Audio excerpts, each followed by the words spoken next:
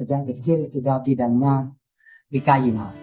Jadi dari yang lain kan agak sulit. Ya, Jadi pindah ke ini kan cuman teorinya sudah sedikit banyak sudah tahu. Ya, cara kerjanya tidak barang mudah ya. ya.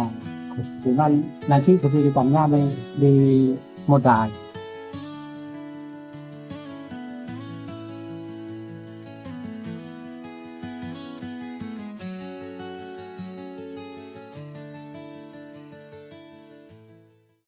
Pernah tahu dengan bapak siapa namanya? Sukron. Bapak Sukron. Oh, asalnya dari mana? Asalnya dari Seminyak. Oh, terus di sini berarti ikut istri. Iya, keluarga di sini.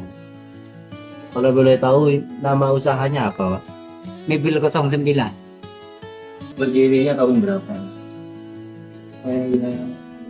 Kira-kira tahun berapa? Masih muda juga. Masih bujangan. Oh. Cuman kayak keluarga di sini baru mulai. Oh, awalnya kok bisa kepikiran usaha mebel kayak gitu? Memang gini soalnya orang tua saya itu kan kerjanya. Oh, jadi temurun gitu. Ya, Oh. jika dikatakan Awal usaha mebel ini kan sekarang ini kan pindah sendiri ya. Ya. Itu bareng siapa, apa berangkat sendiri atau bareng teman yang enggak sulit. apa Iya sih. lepas sendiri gitu. Terus saat pertama membangun brand mebel ini tantangannya itu apa saat itu? Saat nyebamin. Tantangannya itu memang banyak karena bukan turunan orang kaya. Sudah tidak punya modal itu yang jadi tidak masalah di sana. Modal ya. Cuman kita punya keyakinan bahwa masih bisa berjalan. Itu aja. Berdasarkan dilatih.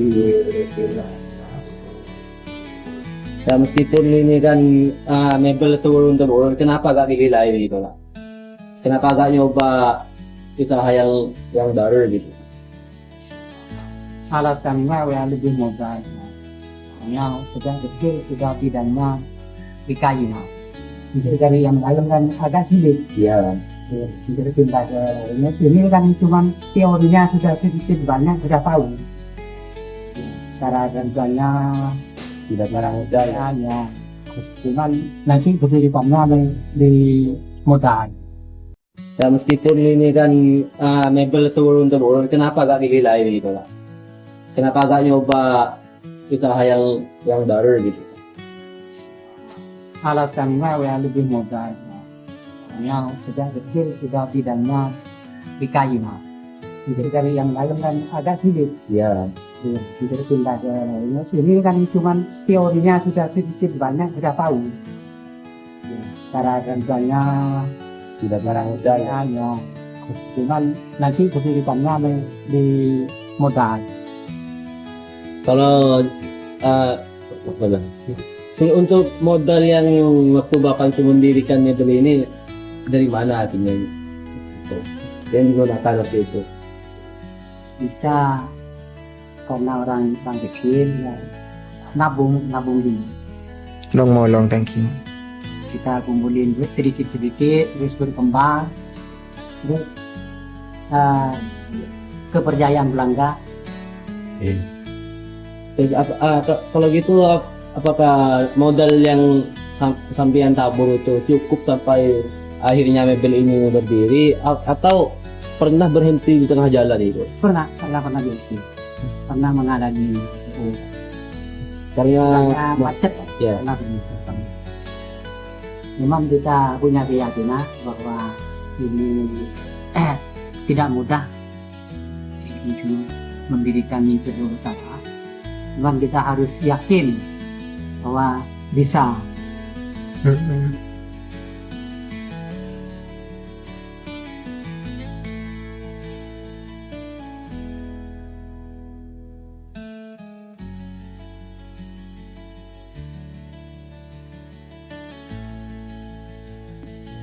Lantas bagaimana cara mengatur keuangan itu agar tidak campur tangan antara uang pribadi dengan uang hasil usaha gitu. Ya kalau itu memang semuanya itu tergantung di kamu. Kita harus hati-hati ya, karena belanjanya itu di luar usaha kita, yang masuk ke usaha kita itu harus benar-benar diperhatikan. Artinya pengeluaran pribadi itu harus hati-hati, harus terukur. Terus yang ingin saya tahu lagi, bagaimana cara Bapak itu menyisihkan keuntungan untuk pengembangan jasa? Seperti ini nantinya 30%-nya untuk apa, 70%-nya itu untuk masuk ke usaha lagi gitu. Apakah ada pembagian seperti itu? Langsung semuanya masuk ke dimodalkan kembali. Oh iya, ya sedianya masih lebih panjang ada. Terus punya. Sisanya ngambil sedikit-sedikit. Kalau seumpamanya harga bahan baku seperti kayu, paku, cat dan lain-lain itu naik atau berubah-ubah, itu menurut Bapak nantinya bagaimana keputusan yang akan diambil?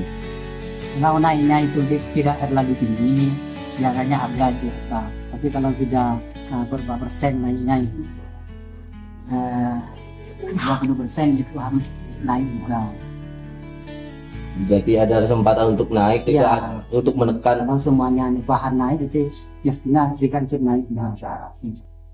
Terus cara menentukan harga jualnya itu bagaimana Pak? Agar sampai itu tidak mengalami kerugian. Itu kalau kayu itu kan punya diameter per bibit. Ya. Saya dapat berapa di barang itu dihitung dari sana. Terus cara pemasarannya itu bagaimana Pak? Cara memasarkan kepada masyarakat bahwasanya kita itu menjual melakukan penjualan langsung pesanan supply ke ruko gitu. Bila kalau boleh display ya itu.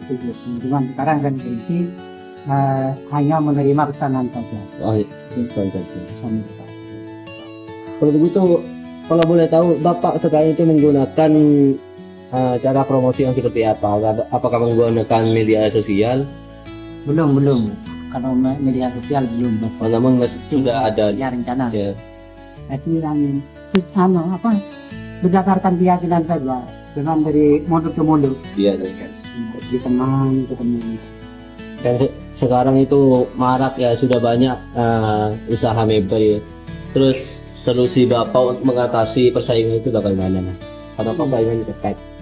Yang pertama kami keyakinan bahwa kita itu bisa berusaha meskipun banyak bersaing. Nah, cuman kita jaga kualitas. Ya. Jaga kualitas, terutama kita jangan terlalu ngulur waktu. Misalnya ganti 1 bulan, jangan sampai 2 bulan. Jadi Sudah kepercayaan pelanggan. waktu harus tepat waktu. Jadi kalau menurut sampean, apa yang membuat pelanggan itu tetap setia pada mebel ini dibandingkan mebel yang lain, meskipun harga mebel yang lain itu lebih murah gitu. Jadi kita harus menjaga kualitas. Yang murah ya jual yang murah. Itu harga kejujuran harga. Prinsip pada kejujuran. Iya. Terus kendala terberat selama ini yang pernah sampean alami itu apa? Modal. Ya. Modal dan yang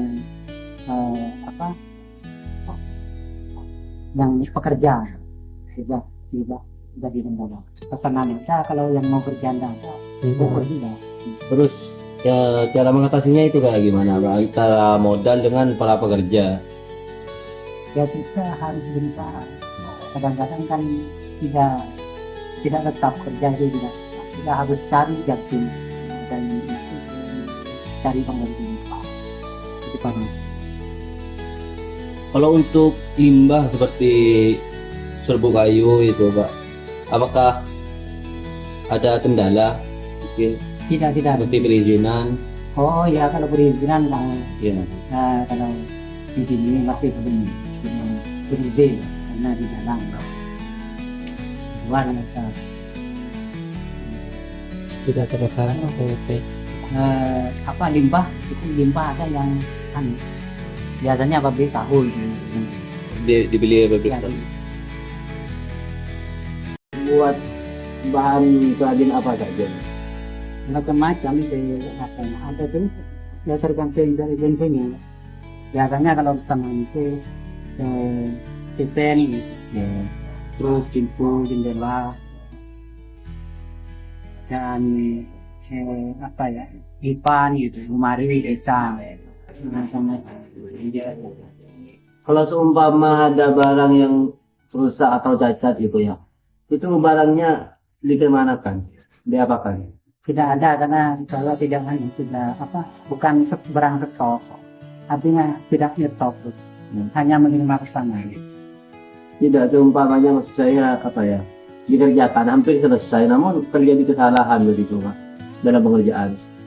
Umpama ya ukuran yang kena kecil atau kenapa? Oh ya dirubah, tapi pasti dirubah kalau mulai gitu. Dibuka lagi.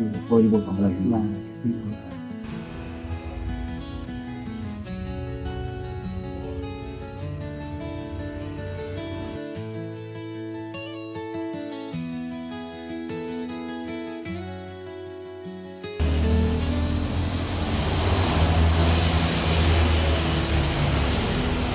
Jadi menurut sampean kunci utama agar usaha ini tetap bertahan itu apa Pak? Mohon nasihatnya untuk para remaja yang ingin sukses juga ya. ya kita harus tahan banting aja, tahan banting dan percaya diri dan yang paling utama kejujuran. Ukurnya paling mau dagangnya apapun, usaha apapun kalau kita di sini tidak akan lama. Penting kita jujur dan sportif itu aja. Mengandalkan syariat. Mungkin itu saja ya Pak.